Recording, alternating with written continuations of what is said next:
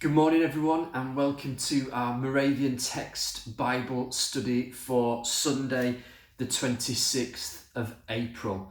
I've picked the 1 Peter passage for today, 1 Peter chapter 1, verse 17 to 23. Pause it and read it if you've not read it. I'm going to include verse 24 in it because it fits so well with the point I want to make. And just a little bit of background, when you read 1 Peter, when you read commentaries on it, when you understand the historical context, the people that Peter was writing to, believers in Asia Minor, modern day Turkey, you see that these were persecuted believers. They were living in real hardship and challenging times because of their faith in Jesus. That's who Peter is writing to. And chapter 1 is very much about this incredible salvation that we have received, the incredible work of Christ that guarantees for us a glorious future. We often think of the work of Christ as in the here and now. I'm saved here and now. I have a relationship with Jesus here and now. But Peter's saying it guarantees a glorious future, an eternal future in heaven.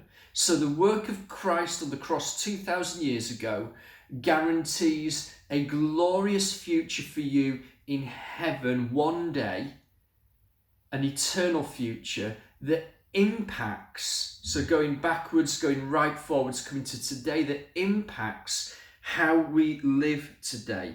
That future promise impacts our day-to-day lives. And that is very much what hope is. I'm going to talk about this later on today. Hope is a vision for the future that transforms our current, present reality. And so, how do we live in the light of what Christ did 2,000 years ago and in the light of our future eternal destiny in heaven, a new heaven and a new earth? Well, Peter says in verse 17, live on earth now as strangers, It's the same phrase he uses in verse 1 where he talks about being scattered strangers. Live as strangers. The King James Version talks about living as aliens. In fact, that's where the word got taken from and put into the realms of sci-fi.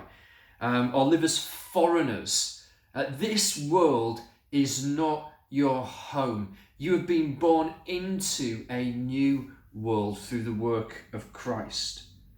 And verse 18 explains why we should live in this way, with this perspective. Because this world and everything in it is perishable. That's the word that Peter uses. It is temporary. It is finite.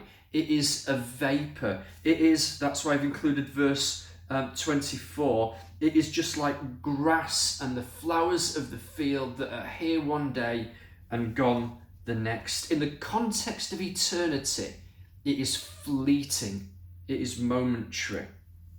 And because of Christ, verse 23, if you look at verse 23, because of Christ, we are different. We have been born into something that is imperishable. We have been born into a new kingdom. We have been planted into a new garden. We are a new kind of seed, an imperishable seed, through our obedience to the living and enduring word of God. That's what we read in 23.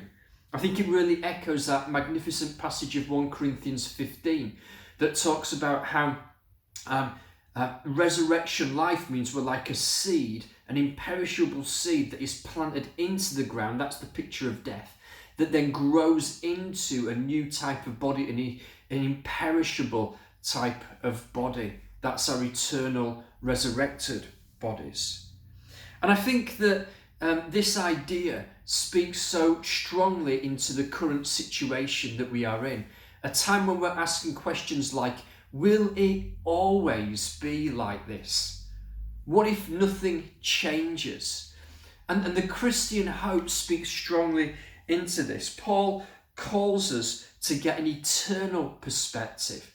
Because the life we live here on earth is so momentary, so fleeting, so passing. It is just a mist, a vapor. Blink and you will miss it.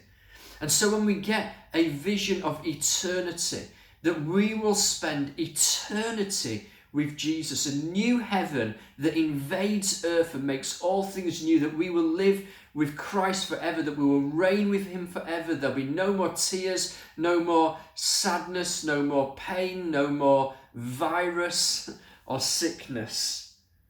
This broken world that we live in is a temporary world. Let's live as strangers in it, knowing that our true and greater home is with Christ for eternity.